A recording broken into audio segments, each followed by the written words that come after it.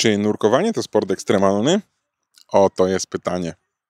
Każdy je sobie kiedyś zadawał przed rozpoczęciem tej pięknej podwodnej przygody. A może właśnie teraz zastanawiasz się, czy to dla ciebie, czy zrobisz sobie krzywdę, a może tam nie ma nic strasznego i możesz po prostu nurkować, podziwiać piękny podwodny świat. Na to trudne i skomplikowane, ale jakże proste pytanie postaram się odpowiedzieć z Frankiem Przeradzkim, który jest częstym gościem podcastu Spod Wody. Przy okazji chciałbym podziękować wszystkim patronom i patronkom oraz przyjaciołom, dzięki którym powstaje ten podcast. Zapraszam do słuchania kolejnego odcinka. Podcast Spod Wody. Rozmowy o nurkowaniu, sprzęcie i eventach nurkowych. Kieruj się pod wodę. Cześć Franek. Cześć Kamil. Gdzie ostatnio nurkowałeś? Powiem Ci, że wiele osób czeka na to pytanie. No, przepraszam, w Deep Spocie. W Deep Spocie, co więcej, mam ciekawe. Po serii jakichś 20 nurkowań nie przekraczających 3 metry głębokości podczas kursów instruktorskich, takiej mocnej serii, poszedłem monitorować naszą lampę podwodną, która jest na 45 metrach, więc to było prawdziwe nurkowanie z systemem łączności i kierownikiem robót podwodnych. Widziałem, byłeś w tym hełmie, kasku. No, w hełmie to nie, ale tak w masce pełnotwarzowej z łącznością sprawdzałem, da się nagrać gadanie spod wody, nie jest takie przejrzyste. Zgodzę się z tam kulą, który złośliwie powiedział, że nie po to idę nurkować, żeby mi ktoś gadał, to ja się z tym zgadzam, ale na potrzeby show biznesu czasem fajnie coś powiedzieć. Może nagramy jakiś taki odcinek na 45 no, metrach. Właśnie będzie to krótki. dziwnie słychać, ale totalnie jest efekt kaczora Donalda na 45 metrach, więc tam z góry mi Tomek mówi, dobra, włączam jedynkę. Mówię, aura, jedynka nie świeci! I to tak brzmi, więc nie będziemy poważni, ale zabawnie jest. Super, no dobra, to skoro poważnie, to dzisiejszy temat odcinka, w sumie jedno pytanie do Ciebie, ja sobie zniknę na godzinkę. Czy nurkowanie to sport ekstremalny? Bo no właśnie, dużo ludzi szuka na ten temat odpowiedzi w internecie. Też jak ze znajomymi rozmawiam, to uprawiasz ekstremalny sport, a tam przed chwilą mówiłeś, że byłeś na 3 metrach, tak? To powiem tak, średnio początkujący pływak potrafi na 3 metry sobie zejść i to jeszcze jest to nurkowanie. No właśnie, czy to jest sport ekstremalny, czy jest to jednak, nie wiem, rekreacja, coś jak jazda na rowerze? Okej, jazda na rowerze też może być ekstremalna. Też może być różna, no właśnie. I widział jak świetnie. Tak, no dziękuję za to pytanie. Pytanie o dziwo jest... dla mnie o dziwo jest bardzo popularnym pytaniem w internecie. Myślałem, jak o tym opowiedzieć, żeby jakby odpowiedzieć na nie osobom, które nie mają bladego pojęcia, a jednak powiedzieć trochę coś więcej dla osób, które już mają pojęcie, bo zakładam, że tacy słuchają, oglądają Twój podcast. Ja też go słucham i oglądam, to nie chciałem, żeby ktoś powiedział nie i skończył, prawda? Więc to byłby bardzo krótki podcast.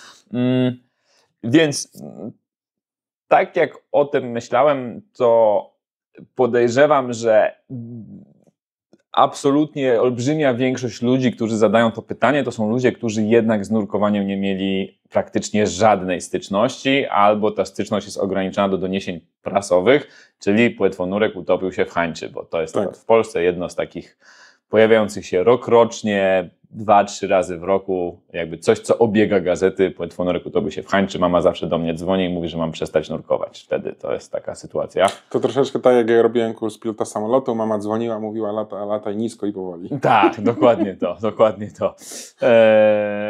Piloci też mogą pracować z domu, prawda, leci samolocik, no to wiem. Więc każdy, kto już się zetknął z nurkowaniem, pojechał na, nie wiem, all inclusive do Egiptu i wykupił wycieczkę nurkową, albo był na Bahamach i tam go pan na plaży podszedł, hej, zanurkuj, to zobaczył, że nurkują ludzie, jakby całe rodziny, bardzo przekrojowe, jeśli chodzi o wiek, wydolność fizyczną, poziom wysportowania i skłonności do ryzyka. I w ciepłych miejscach jest to absolutnie sport dla emerytów. Tam już o tym wspominaliśmy, że Leni Riefenstein po 70 jakby weszła w nurkowanie i świetnie jej się nurkowało. Mamy tu też takich ancymonków, co jakby na jesień życia postanawiają jakby zająć się nurkowaniem. No i wtedy nasuwa się bardzo łatwo, to nie może być sport ekstremalny, jeżeli ktoś bez jakby żadnego przygotowania fizycznego. Zwłaszcza, że przez 5 dni siedział na all No inclusive, właśnie, nie? w Egipcie, że ktoś, kto siedzi na tej kanapie i nagle przychodzi i mówi, zanurkuję sobie. No i to niektórych szczypie. No bo jak próbujesz sprzedać niesamowite przeżycia, doznania, emocje, ryzyko, kontakt, a tu właśnie taki pan wstaje z kanapy, idzie nurkować i wszystko, i nic mu się nie dzieje, no to jakiś tam dysonans poznawczy, coś nie klika. Więc nurkowanie, tak jak jazda na rowerze, absolutnie nie musi być sportem ekstremalnym. Wiedzą to znowu, zawsze warto się odwołać do pieniędzy, wiedzą to ubezpieczyciele. Nurkowanie rekreacyjne, czyli właśnie takie przy okazji all inclusive w Egipcie, w takich nie najtańszych ubezpieczeniach, ale takich ciut lepszych, nie jest czymś obarczonym dodatkowym ryzykiem, czyli dodatkową składką. Tak, póki nurkuję płytko, tak jak pilot, który lata nisko, tak. Póki nurkuję płytko i oddycham powietrzem lub nitroksem, to nie podwyższa jakby składki na ubezpieczenie zdrowotne. No nie mówię o takich najtańszych opcjach, bo one po prostu wykluczają w ogóle sporty często, więc to ta piłka nożna okaże się, że też nie jest objęta. Ping-pong. Ping-pong dokładnie, urazowy, skręcenia, zwichnięcia. Z freedivingiem to jest jeszcze o tyle zabawnie, że tak, że nabieram wdech i schodzę w dół w morzu, to też każde dziecko na tym all inclusive robi, no i czy ono uprawia freediving, czy nie. Trudno jest zdefiniować, gdzie freediving przestaje być kąpaniem się w morzu, a zaczyna być freedivingiem, więc oczywiście zawody freedivingowe będą obarczone wysokim ryzykiem, no ale to, że ktoś wyciągnął muszelkę z dna morza tam 5 metrów w głąb, no niewątpliwie nie jest jeszcze sportem ekstremalnym, tak? Czyli te sporty ekstremalne, zakładam, są sporty, w których jesteśmy narażeni na taki podwyższony stopień ryzyka i że stawka jest wysoka. No tak, bo w tym nurkowaniu takim rekreacyjnym to co, faktycznie mogą pojawić jakieś urazy, tak, jakieś małe barotraumy i tak dalej, ale to jak obtarcia na rowerze. Nie? No nie, to tu naprostuję, bo to jest to miejsce, gdzie nasz sport jest ciekawy i myślałem, jak to ugryźć, jak to jakby oddać w takich przykładach bardziej zrozumiałych, ponieważ, i to znowu, to już dla tych, którzy nurkują, to wiedzą, a ci, co nie nurkują, to się dowiedzą, proporcja zmian ciśnienia jest największa jakby najbliżej powierzchni. Tak? Nagłe wyrzucenie z 80 na 70 metrów, taki lot 10 metrów w górę, praktycznie zawsze nie niesie żadnych konsekwencji. Nagłe wyrzucenie... Poza wstydem. Tak, dokładnie, koledzy się śmieją, wiadomo, to jest poważna konsekwencja. Nagłe wyrzucenie z 10 metrów do powierzchni jest obarczone ryzykiem. I tutaj nie ma co zaklinać rzeczywistości. Rzeczywiście jest nią obarczone. I z tego powodu, jak przychodzi taki ktoś, kto nic nie wie, do centrum nurkowego, mówi: chciałbym poczuć butlę i ze szwagrem wejść do wody, to wszyscy odpowiedzialni ludzie mówią nie. I to ma taką dość prostą przyczynę. Na przykład dosyć trudno jest sobie nieświadomie zrobić dziurę w uchu, w sensie doświadczyć, zrobić sobie barotraumę ucha, bo to boli. No a ewolucja nie przygotowała nas na oddychanie sprężonym powietrzem, więc płuca w środku nie są unerwione. Więc istnieje jeden konkretny uraz ciśnieniowy płuc, o którym możemy nie wiedzieć, że się wydarza, dopóki się nie wydarzy. I to jest ta jedyna rzecz, co do której naprawdę trzeba jakby płetwonurka wyszkolić, pokazać mu, co zrobić, żeby sobie tego nie zrobić, i on to wie. Więc stawka jest wysoka, bo tam sobie nie musi być wypadek śmiertelny, ale może, tak? Przy sprzyjających jakby okolicznościach uraz ciśnieniowy płuc może być wypadkiem śmiertelnym, więc stawka jest duża. No ale szansa, że to się stanie, jak nurek jest wyszkolony, jest nie astronomicznie mała, nie nadużywajmy astronomicznie, ale jest piekielnie mała. I tu dochodzimy do takiego czegoś, o czym właśnie chciałem trochę więcej powiedzieć, o błędach poznawczych i o postrzeganiu ryzyka, czyli o przewartościowywaniu ryzyk mało prawdopodobnych, ale jakoś tam spektakularnych względem tych bardzo realnych. No bo po pierwsze, życie jest śmiertelnie niebezpieczne. Jakby wszystkie życia kończą się śmiercią.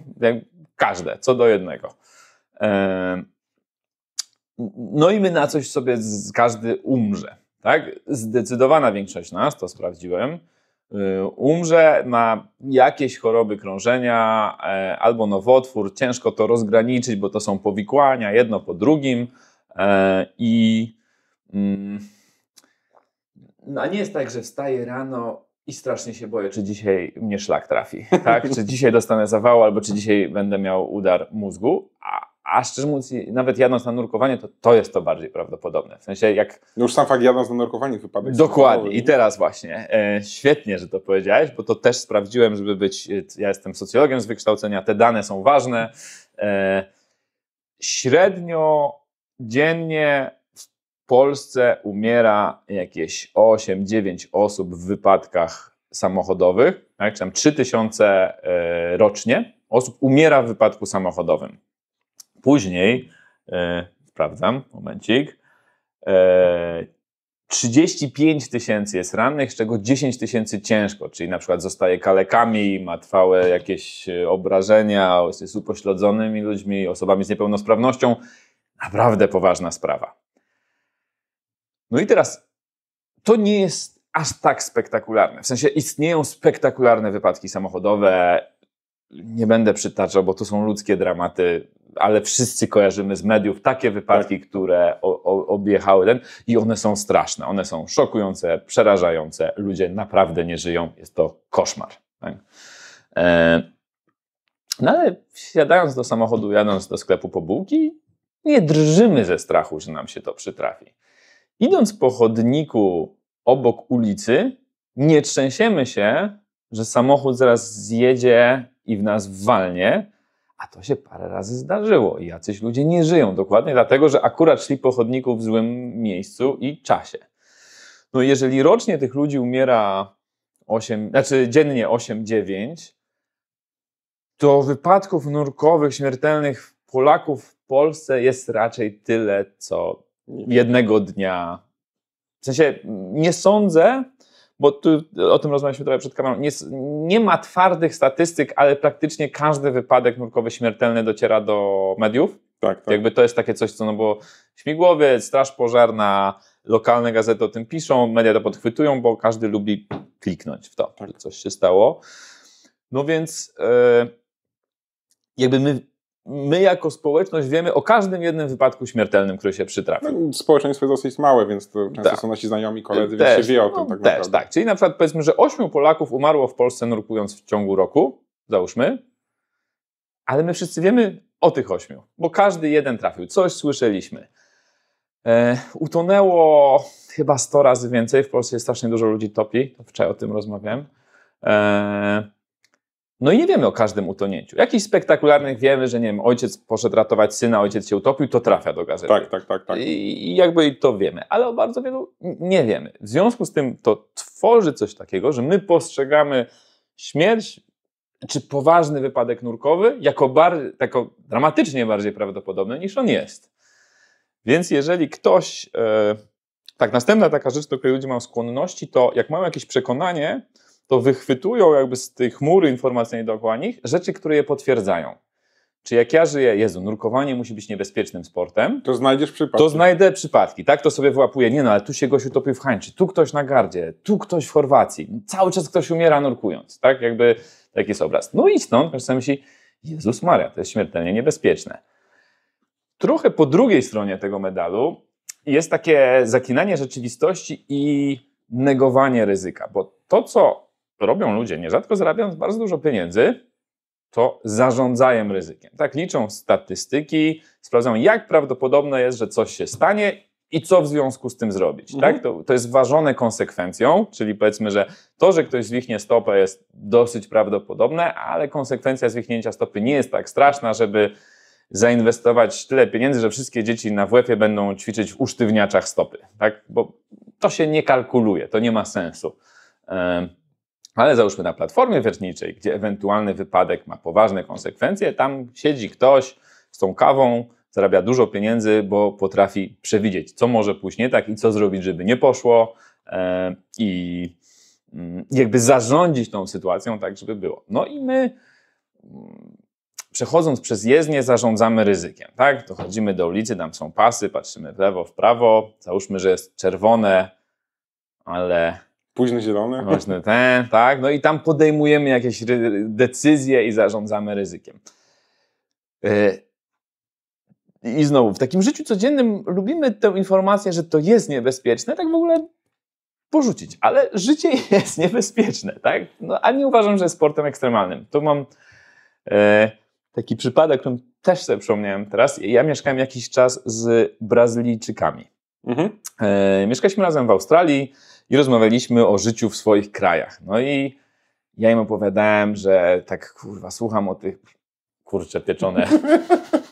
Słucham o tych, to chyba po angielsku rozmawiam. Słucham o tych pająkach jadowitych, czy jakieś takie rzeczy. Jeszcze byliśmy w tej Australii, gdzie też są te pająki i węże. I tak mówię, Jezus Maria, ja sobie nie wyobrażam żyć w świecie, w którym coś, co chodzi po ulicy, może mnie ugryźć i ja umrę. I w tym lesie deszczowym jakieś straszliwe bestie, no, że kogoś zjadła pantera. Dajcie spokój. No i tak, żyjemy w dużym mieście, no nie jedzą nas pantery, daj spokój, jakby to w ogóle nie jest problem. Ja później byłem w tej Brazylii 2 razy, no rzeczywiście jakby nie czułem, że pantery czyhają na mnie na każdym rogu São Paulo. Na każdym skrzyżowaniu. Tak, dokładnie. W Rio de Janeiro są dużo poważniejsze problemy niż pantery zjadające ludzi. Także jakby doświadczenie moje są to absurdalne w ogóle lęki, a oni z kolei mówili, u was można w zimie zamarznąć na ulicy. Ja tak mówię, teoretycznie można, bo rzeczywiście, w gazetach, co zima zimna, ktoś zamarza. To się dzieje, to jest fakt. Jakby nie można zanegować na pytanie logiczne, czy w Polsce da się zamarznąć zimą na ulicy? No tak. Jedyna słuszna odpowiedź to jest da się. Zarazem jest to mało prawdopodobne i sporo rzeczy musi pójść nie tak. Musi zima przyjść. Tak, musi zima przyjść, ostatnio teraz to same te udary cieplne są jakby dużo większym ryzykiem niż ta mroźna zima, ale oni tak mówili, ja bym się bał wyjść z domu, jeśli można zamarznąć, a my tej zimie, rano idziemy do tej pracy nie jak herosi zdobywający biegun północny, tylko po prostu idziemy na autobus, wsiadamy, zaatakował krupówki bez tlenu. Dokładnie, pocieramy sobie te ręce, marzną nam stópki, ale od mrożenia właśnie w drodze do sklepu spożywczego ze zwierzątkiem nie grożą nam tak powszechnie. No więc jakby ta percepcja ryzyka jest inna. I myślę, że to jest taka pierwsza rzecz, którą ktoś, kto zaczyna podejmować jakąkolwiek aktywność, która jest obarczona jakimś takim ryzykiem, a zarazem nie jest ona szablonowa, jest trochę to musi jakby sobie w głowie przerobić, tak, ryzyko istnieje, to prawda, tylko ono nie istnieje tylko w nurkowaniu, ono istnieje jak idę na plac zabaw, jak jadę samochodem do pracy, wszędzie istnieje jakieś ryzyko. Tak? Bierzemy ślub, mimo że ryzyko rozwodu jest statystycznie mierzalne i jest spore, ale jednak wszyscy podejmują to, sporo osób podejmuje to wyzwanie. Więc to jest jedna strona, tak, nurkowanie, tak, od najniższego poziomu jest obarczone ryzykiem. Istnieją jakby okoliczności, w których mógłby się przytrafić poważny wypadek. Zarazem dokładnie o tym jest kurs nurkowy, żeby temu wszystkiemu zapobiec. I ludzie robią, nie wiem, mama z 12-letnią córką robi kurs nurkowy i nurkują razem przez następne 30 lat i nic im się nie dzieje. I tak to działa. Jakby statystyka jest zdecydowanie po stronie ich, niż po stronie tego nurka, co się utopił w hańczy, co nie zmienia faktu, że ktoś się utopił. Tak? Więc to jest pierwsze. Jakby taki pierwszy obszar. A teraz następny, to jest to, co powiedziałeś z rowerem. Mój przykład zawsze to są narty, bo to jest ta druga połowa mojego życia, to są narty, czyli jest to bardzo stopniowalne, tak? Czy jeszcze wspinaczka. Nurkowanie rekreacyjne, na przykład w deep spocie, do 20 metrów na poziomie podstawowym, czy z butlą, czy bez butli, nie jest sportem ekstremalnym. Jakby nie jest obarczone wysokim ryzykiem, jest po prostu, jakby twarde liczby mówią, będzie dobrze, nie przyjdziesz tu i się nie utopisz, czyli jakby to jest okej. Zarazem, jeśli postanawiasz wyeksplorować najgłębszą jaskinię na świecie, trenowałeś do tego bardzo wiele lat, przygotowywałeś się, masz jakby sprawdzony w boju sprzęt, masz wszystko zdublowane, masz scenariusze na to, co będzie, jak coś się stanie, to świetnie zarządzasz ryzykiem, jakby wykonałeś całą możliwą pracę, żeby zmitygować potencjalne zdarzenia, No ale ryzyko jest większe, stawka jest większa. Jesteś dalej od wyjścia, jesteś głębiej. Wyżej często są te jaskinie górskie. Pula jakby rzeczy, która może pójść nie tak, jest większa. Jesteś daleko od zorganizowanych zespołów ratownictwa medycznego. Więc tak, to jest większe ryzyko. Tu miałem, że to mi zaimponowało. Rozmawiałem z Andrzejem Bargierem kilka razy i jak właśnie rozmawialiśmy o K2, z którego zjechał na nartach i to jako pierwszy człowiek, no i to było takie, mówię, że no powiem ci, że ja bym się po prostu bał. On mówi, nie no, ja po prostu robię wszystko, co się da, no i przyjmuję jakiś poziom ryzyka oczywiście, ale dbam o to, żeby wszystko, co jest możliwe do zapobieżenia, do zaopiekowania, to ja to robię. I on to robi też z bratem często, który jest bardzo doświadczonym przewodnikiem wysokogórskim, więc tak, podejmują większe ryzyko, ale robią też wszystko, żeby je no tak, to nie jest takie przypadkowe, zrównoważyć. A sobie zjadę, nie? No właśnie, i na przykład tam w jakimś kolejnym roku, jak oni byli pod Monteverestem, no tam taki był wielki serak, który miał się urwać i stoczyć. I było wiadomo, no wisi nad tym wozem, w końcu się urwie i stoczy. Może jutro, może za miesiąc, ale jak to się stanie, to nie będzie ucieczki.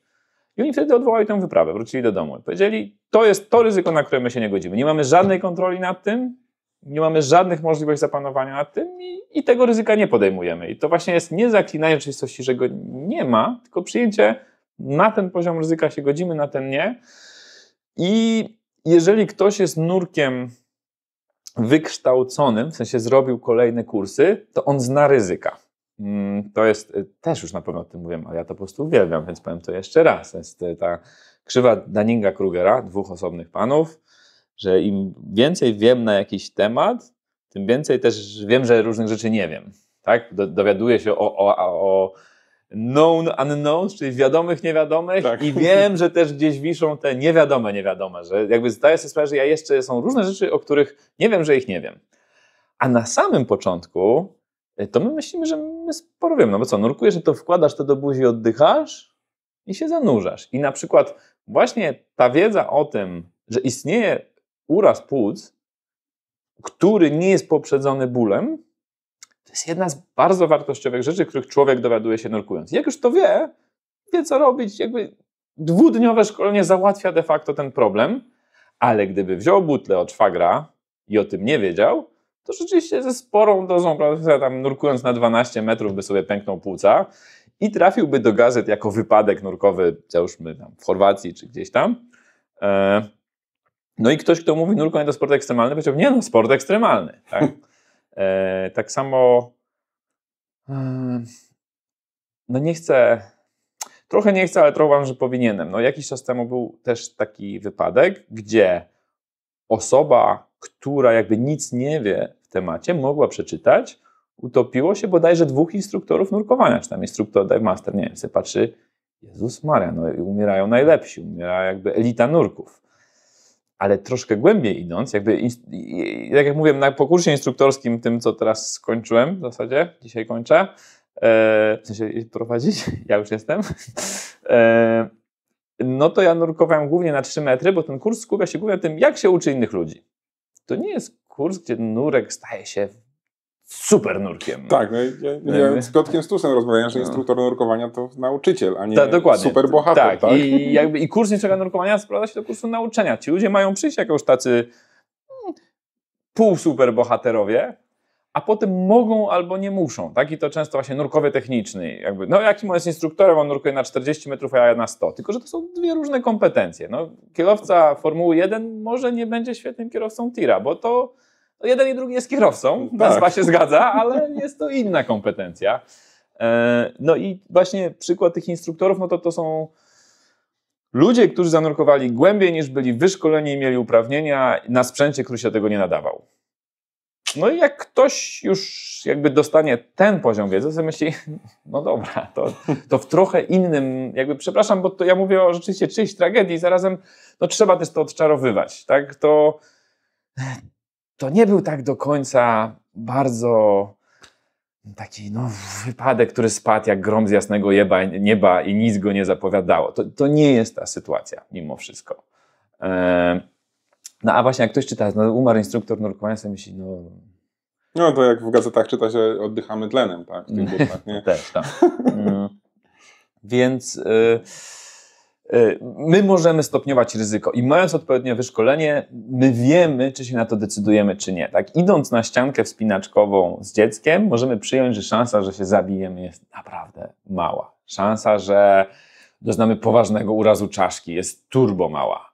Szansa, że spalimy sobie rękę ciągnąć jest relatywnie duża. To się może wydarzyć. To jest możliwe, że lina pojedzie i będziemy mieli oparzenie. I żyjemy z tym, tak? I to jest okej. I to się nazywa wspinaczka.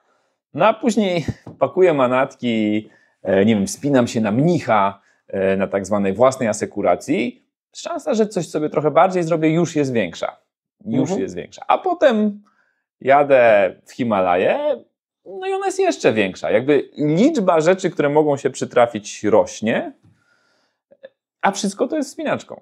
Tak, jakby każdy z tej jednej rzeczy nazywa się wspinaczka, tak jak każde nurkowanie nazywa się nurkowanie. Tylko to opisuje zupełnie inne zjawiska. I kluczowe jest to, żeby mieć jakby świadomość ryzyka, które podejmujemy. Tu też jeszcze przykład narciarski dam, jeden, bo o tym dosyć dużo rozmawiałem tutaj z Janem Krzysztofem, czyli naczelnikiem TOPR-u, bo pomagałem przygotować taki kurs lawinowy. I rozmawiać o tym, że ludzie często jakby zapominają o tym, że w momencie wyjechania za tę oznaczoną trasę, za te pachołki, co mówią, tu jest trasa, stawka zmienia się bardzo i oni mogą być tego nieświadomi. Tak, to jest przykład Kasprowego Wierchu, na którym zakładam, że sporo słuchaczy było. Jak się zjeżdża z Gąsienicowej, to czasem trasa jest tam tak bardzo z lewej poniżej kotła wytyczona, a czasem nie jest. Bo tam jest takie zbocze, z którego schodzą lawiny. Tam dawno temu była jedna z takich chyba największych wypadków lawinowych w Tatrach, ale to mówię o takich latach 70. załóżmy. No i ci, co te pachołki wsadzają, to oni wcześniej sprawdzają to zagrożenie lawinowe i mówią, dobra, teraz jeździmy tu, jakby bardziej z prawej, bo tam jest ryzyko. Później śnieg się układa, utwardza, dobra, otwieramy też to z lewej. A taki przeciętny Kowalski na tych nartach jedzie szu. Pamięta, że tam była trasa. No teraz te pachołki są gdzieś indziej, ale wjeżdża na tę lewą i on nie wie, że on operuje już w zupełnie innym poziomie ryzyka. Jakby to jest zupełnie inne narciarstwo, chociaż jadę na nartach po białym śniegu i wygląda identycznie. Tak, ale ryzyko 600%. Dokładnie, tak, dokładnie. Ale ryzyko jest zupełnie... Metr za pachołkiem masz o plus 10. I taki gość, jak zrobi kurs lawinowy, to się tego dowie. Już będzie umiał, jakby ta decyzja, którą podejmie, będzie świadoma. Wyjeżdżam, ale wiem, że tu jest ryzyko. Tak? Więc na przykład, czy mam kolegów, czy pogoda jest lotna, czy helikopter przyleci, czy mam zestaw lawinowy. Jakby różne pytania sobie zada i przemyśli, czy detektory i tak dalej. Tak. Czy on to chce robić, czy tego nie chce robić. A taki, który nie ma wiedzy, że to ryzyko istnieje, naraża się na ryzyko nie wiedząc. No i to jest przykład ludzi, którzy z uprawnieniami z OWD, tak, do 18 metrów nurkują na 40. Albo 45. Albo 45, dokładnie. No i to jest tak, jest pula rzeczy, których my tych ludzi na kursie podstawowym nie nauczyliśmy, bo ich kurs nie dotyczył nurkowania na 40-45 metrów.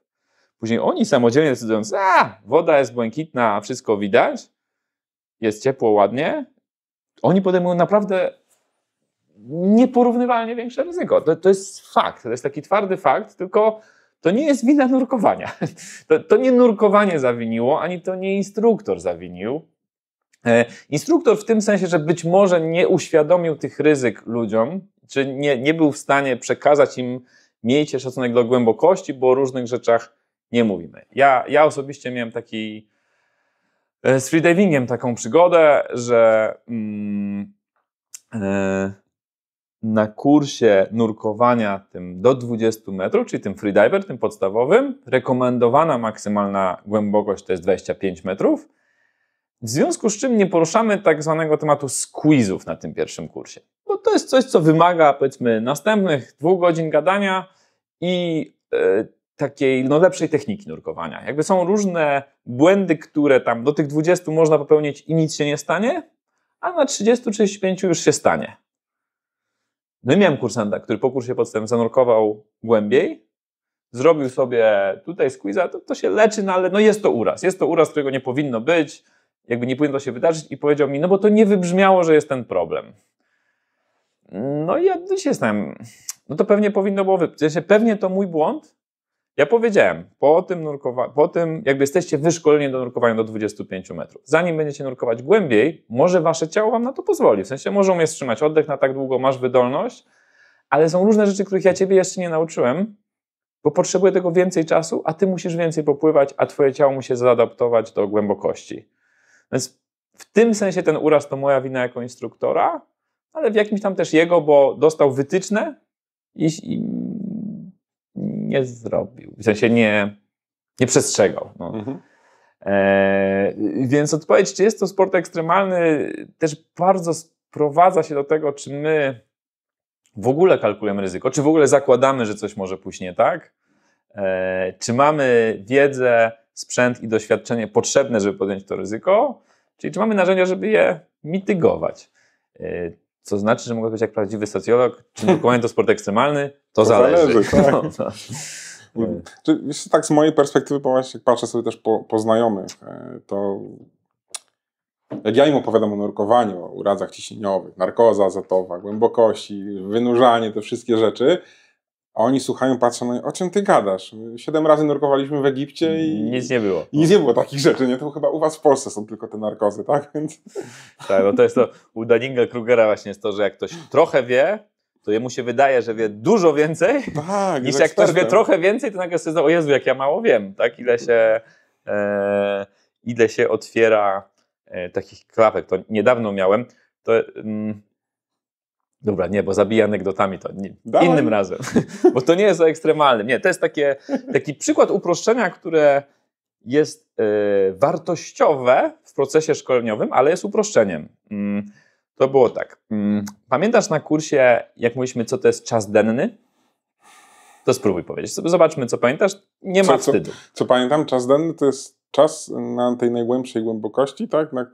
Ile tam przebywasz, jak najdłużej? No to jakby na potrzeby, powiedzmy, teorii dekompresji to się przyjmowało, że to jest czas od rozpoczęcia zanurzenia, czyli od tego momentu wschodzę pod wodę, do rozpoczęcia wynurzenia. Czyli to jest ten czas, co spadałem w dół i byłem głęboko. To jest czas denny. No i tabela mówi, że on może być taki, śmaki albo owaki. W sensie dekompresyjnym. Ale, no i tam jest właśnie takie coś z gwiazdką, czego się trochę już nie mówi, bo to komplikuje sprawę, a człowiek na początku chce, żeby ten świat był prosty. To zakłada, że będziesz się wynurzał prosto do powierzchni z przepisową prędkością wynurzenia. Czyli załóżmy, zszedłem sobie na te 40 metrów, pobyłem tam, nie wiem, 3 minuty czy 4 od zanurzenia do tego momentu i zacząłem się wynurzać. I to jest nurkowanie bezdekompresyjne. Czas denny się zgodził, wszystko jest ok. No tylko teraz ja bym się musiał wynurzać z prędkością 9 metrów na minutę i zrobić przyznanek bezpieczeństwa, żebym mógł powiedzieć, to był mój czas denny. Bo jak ja się wynurzę na 30... I sobie coś pozwiedzam. To 30 też się liczy w czas denny. Tak? Bo jakby ja dalej wykonuję nurkowanie i nie wynurzam się prosto do powierzchni. No i to jest taka rzecz, która... Ponieważ ona w nurkowaniu z komputerami nie specjalnie ma jakieś konsekwencje, bo ten komputer mówi, ile ty możesz tam być. Tak, on sobie liczy na bieżąco. Nie? Tak, więc to jest takie uproszczenie, które my jakby mówimy, będąc w pełni świadomymi, że jest uproszczeniem, bo musimy stopniować wiedzę, którą przekazujemy nurkom. Tak, jak ktoś pójdzie na zaawansowany kurs dekompresyjny, czyta o tych Haldanie, wartości M, półczasach i nagle mówi, kurde, ja myślałem, że ja rozumiem dekompresję, a tutaj jakby urosła ta wiedza. Więc jakby w szkoleniu nurkowym też jest trochę skrótów, uproszczeń, nazwijmy to półprawd, które mają sens. Tak jak fizyka newtonowska ma sens, w sensie fizycy kwantowi wiedzą, że to nie jest tak, jak Newton powiedział, ale jak ktoś ma wyliczyć, czy pocisk tam doleci, to ten Newton mu działa w miarę, tak jak jest artylerzystą, więc to on będzie w kwanty wchodził, bo może prostym Newtonem, prawda? Dokładnie. Pojechać. Więc i znowu, jak płetwonurek ma świadomość swoich ograniczeń, to naprawdę nurkowanie nie jest ekstremalne. Tak? Jak wie, że jest uprawniony do nurkowania do głębokości takiej i w warunkach zbliżonych do tych kursowych, a jak nie, to musi zanurkować z instruktorem, który mu zrobi orientację i mu na przykład powie, a tu mamy taką płaszczkę, co pika i tu mamy takie prądy, co ciągną w prawo, a jak się wynurzasz, to tu jest fala i można się uderzyć głową w łódkę. To jakby bez tego, jak tam pójdę, to robi się ekstremalnie. Sam fakt, pamiętam jak nurkowałem na Gozo i zbiórkę mieliśmy po raz pierwszy pod wodą, nie na powierzchni, no bo fale były tak duże. Bez omówienia tego przed nurkowaniem, to też mogło być ekstremalnie, tak? Że te fale dokładnie tak, wchodząc w tak zwane negative entry, czyli kiedy wchodzimy do wody z opróżnionym kompensatorem pływalności, skafandrem, mamy spaść prosto w dół, stawka ryzyka rośnie bardzo i wartość tej kontroli partnerskiej przed jest olbrzymia, bo jeśli ja wyskoczę z zakręconą butlą, będąc ujemnie pływalnym, to rzeczywiście jest niebezpiecznie. Tylko znowu, na kursie nurkowanie z łodzi na przykład, uczymy się tego. Jakby mamy świadomość, słuchajcie, to wejście do wody jest obarczone kompletnie innym ryzykiem niż tamto, więc trzeba naprawdę zrobić ten krok wcześniej i trzeba go zrobić dobrze, starannie, uczynnie i najlepiej 3 razy. No jak ktoś to wie, to robi i żyje. I ludzie tak wchodzą do wody dzień w dzień i wszystko jest okej. Ale jak ktoś tego nie wie, to naraża się na ekstremalne ryzyko.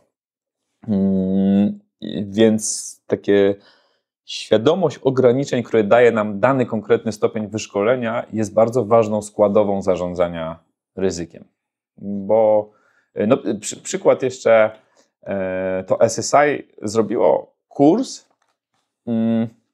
taki, którego chyba, może się mylę, ale na rynku nikt inny nie ma. Ten kurs nazywa się Decompression Diver. I to jest kurs o tym, jak zrobić dobrze i bezpiecznie takie troszkę dekompresyjne nurkowanie. Czy takie wzbogacić sobie nurkowanie rekreacyjne troszeczkę? Troszeczkę, dokładnie. Czyli to jest odpowiedź na taki kurs techniczny. Rzeczywiście wchodzę w dekompresję, nurkuję długo i głęboko. Powiedzmy, że trwa tam 6 dni i ma dosyć duże wymagania wstępne. Żeby w ogóle na niego się zapisać, to trzeba sporo zrobić wcześniej. Ten Decompression Diver ma mniejsze te wymagania wstępne. I idea była taka, że na całym świecie widzimy ludzi, którzy nurkują na te tam 35-40 metrów z deepem. Mówię wyszkolonych jakby ludzi, którzy wiedzą i trochę im się zdarzy zasiedzieć za długo. Bo był ładny wrak, bo coś ich za tego rozkojarzyło, coś się wydarzyło i takim doświadczeniem mówi, ale jak tak troszkę za długo, ale później będę się powoli wynurzał, to w sumie to się wszystko zbilansuje, wyjdę i będzie okej, będzie na zero. No tylko, że całe szkolenie rekreacyjne, calutkie, bazuje na tym, że w razie problemu mogę się wynurzyć bezpośrednio do powierzchni prosto. Tak? Ta prędkość awaryjna 18 metrów na minutę, czyli 2 minuty.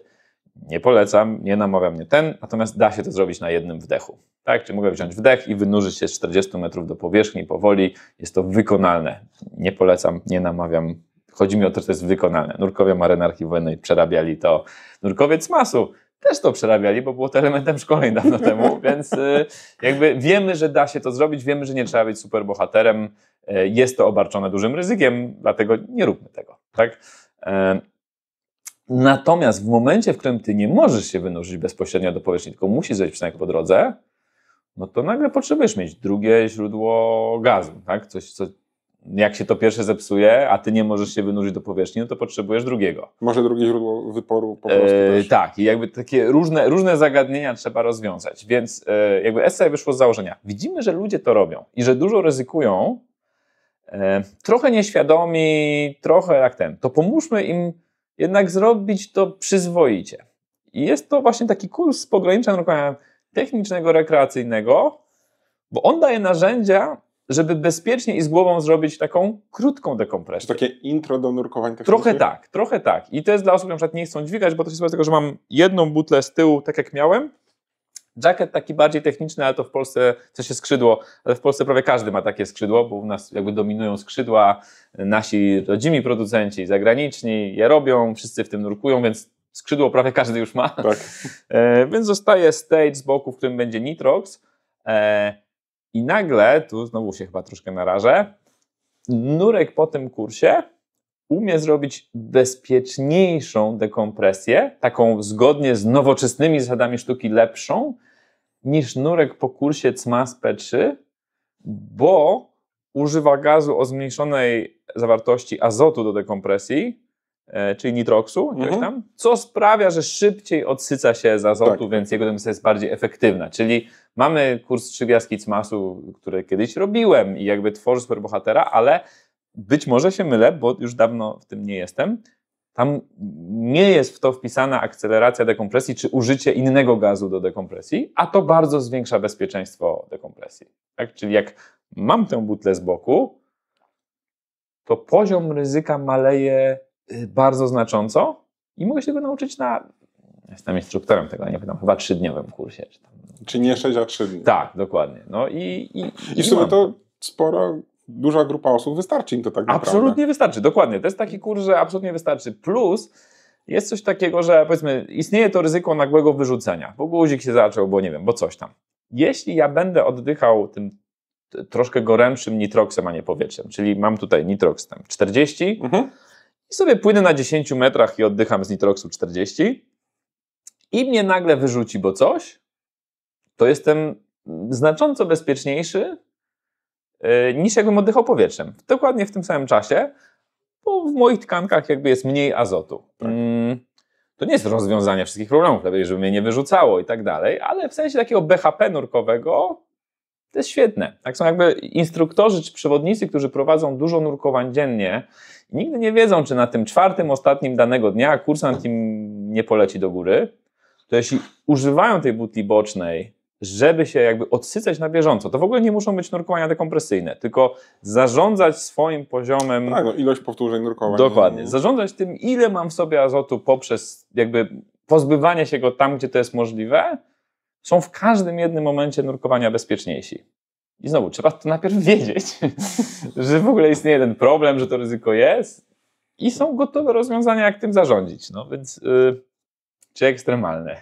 To zależy. To zależy, tak. W sumie zależy od ciebie tak naprawdę. Nie? Bardzo, bardzo dużo, ale znowu też od instruktorów w sensie takim, czy podczas kursu też pokażą kursantom, czego on jeszcze nie wie. Bo ja bardzo często się z tym spotykam, że ktoś jest wyszkolony na poziomie OWD i mówi, no ale tu mnie zabierali na 40 metrów, wszystko było okej. No było, tylko nie jesteś świadom różnych ryzyk i są sytuacje, w których ty sobie to tak samo jak wiele razy jeździłem samochodem 200 na godzinę bez pasów i nic się nie stało. Tak, dokładnie, bo raczej nic się nie dzieje. Większość razy się uda, ale tak, jest to coś innego.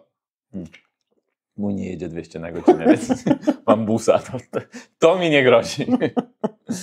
No ale tak, chodzi taki właśnie przykład, że to, że się nie wydarzyło, nie znaczy, że nie jest groźnie niebezpieczne. I tu znowu, to jest taka trochę pułapka też poznawcza, że my zbieramy doświadczenia, no ale robiłem, nic się nie stało. Już 10 razy nic się nie stało. To konkretnie jest taki przykład choroby dekompresyjnej, która jedni myślą, że ona jest straszna i zabija natychmiast, a inni myślą, że ona się nigdy nie zdarza, jest takim czymś, za co instruktorzy nurkowania biorą pieniądze, żeby nas nią straszyć i żeby nas ograniczać. Ja właśnie po odcinku z Michałem Kosutem zupełnie inaczej patrzę na chorobę dekompresyjną, którą często trudno odróżnić od zmęczenia. Dokładnie, więc bardzo, bardzo polecam ten odcinek, bo właśnie jest tak, że my mamy takie doświadczenia, zanurkowałem coś, żeby było okej. Może mnie głowa bolała, ale tam okej, tak? A z kolei jakbym pracował w Komchu, Krajowym Ośrodku Medycyny Hiperbarycznej i tam by do mnie regularnie ktoś trafiał albo petent na żywo, albo chociaż przez telefon zapytać się, co robisz, to sobie myślę, kurde, sporo jest tych chorób dekompresyjnych, tak? No bo to zależy od styczności. Tak, Michał o tym dużo mówił, bardzo, bardzo polecam ten odcinek. Myślę, że jest świetnym uzupełnieniem tego, tak? Bo on też tam opowiada właśnie o tym, jak czasem wypieramy fakt istnienia ryzyka, jak jakby negujemy go, albo jak je przeszacowujemy, bo to też w drugą stronę, czyli bardzo boimy się, te pękające płuca to jest dobry przykład, bo jestem się, Jezus Maria, pękną mi płuca. To w ogóle robiłem kiedyś odcinek też z Michałem o pytanie od znaczy osób nienurkujących, jak ja był początkujący, to było pytanie, czy oczy potrafią wystrzelić właśnie, na przykład. Tak? Nie? A jakby jednak tym głównym problemem jest utonięcie dalej. Jakby jak się na coś umiera pod wodą, to jest utonięcie. Zapłynięcie wodą. Więc te pękające płuca są naprawdę ósmorzędnym problemem. Często też po prostu znając zawały serca. Bo... Absolutnie, można mieć pecha i chyba ci tym powiem, to trochę drastyczne, można mieć pecha i mieć ten czas. Mój ojciec jest człowiekiem, który miał udar po nurkowaniu, który po prostu mu się zdarzył. Ale zdarzył się na łodzi nurkowej, obsługiwał go ubezpieczyciel nurkowy No więc jakby w statystykach to był wypadek okołonurkowy, chociaż tam Dan później na koniec powiedział, dobra, to nie był wypadek nurkowy. Tam miał jakby różne predyspozycje do tego, a... To mogło się stać zupełnie innym. To mogło stać zupełnie innym, tak. Znamy jeden spektakularny, no bez nazwisk, ale jest taka sytuacja, że jeden bardzo rozpoznawalny, ten taki dobry, no świetny instruktor nurkowania, robiąc przerębel doznał udaru. No więc tuż przed nurkowaniem. Tam chwilę później prawdopodobnie byłby to śmiertelny wypadek nurkowy, tylko że nie chodziło o fakt nurkowania. No, tam, gdzie ja pracowałem na Florydzie, to spektakularne, bo w tym sezonie w branży nurkowej na tej wyspie 3 osoby zginęły, 2 były trafione przez piorun po wynurzeniu, a trzeciej długie włosy wplątały się w silnik. To był gość z obsługi łodzi nurkowej. Więc jakby dramatyczne i absurdalne wypadki. No takie... Ci o tym piorunie to bym nawet nie wpadł, że to... No więc... No i sobie czy to był wypadek nurkowy? Tak? I tu kwestia definicji, więc czy w związku z tym nurkowanie jest sportem ekstremalnym? Na Florydzie tak. Bo cię trafił piorun. No właśnie. Nie jadę. Tak. No. U nas trudno mi mówić o takich przykładach, bo to jest czyjaś osobista tragedia, ale był na Mazurach wypadek, w którym maszt dotknął linii wysokiego napięcia spod zepchnięcia i zginęli ludzie. I czy to czyni żeglarstwo sportem ekstremalnym? Tak, to ten typ. Życie jest niebezpieczne, kończy się śmiercią 10 na 10. No, wniosek taki, trzeba się uczyć i minimalizować to ryzyko. I zarządzać ryzykiem. Dokładnie. Tak. I jakby o tym są kursy nurkowe i z dobrym przeszkoleniem jakby mogę z uśmiechem na twarzy brać swoje, nie wiem, 3 małoletnich, nie mam, ale jakbym miał 3 małoletnich dzieci i nurkować sobie z nimi, oglądać anemonki pod wodą w Egipcie na rafie i będzie to cudowna forma aktywności blisko przyrody, w ciekawym świecie, taka inna niż wszystkie, ucząca ludzi systematyczności, organizacji i tym podobnych i nie obarczona żadnym spektakularnym ryzykiem. Albo mogę próbować zanurkować na dno hańczy, tylko wtedy powinienem odbyć sporo kursów, sporo ćwiczeń, mieć sprawdzony sprzęt, mieć predyspozycję, mieć dobrego partnera. Jakby muszę wykonać dużą pracę, żeby robić to z głową. Dokładnie tak. No i zarządzamy. Czy odpowiedziałem na twoje pytanie? To zależy. To zależy. No właśnie. Dzięki wielkie. Bardzo dziękuję. No. Do następnego razu. Do następnego. Będę gotowy. Dziękujemy za wysłuchanie odcinka. Każde odtworzenie, każde udostępnienie, polubienie czy komentarz to dla nas bardzo cenne wsparcie. A jeśli podoba Ci się nasza twórczość, możesz wesprzeć nas w serwisie Patronite. Mamy nadzieję, że zechcesz przyłączyć się do współtworzenia z podwody i dorzucić swoją cegiełkę do tego projektu.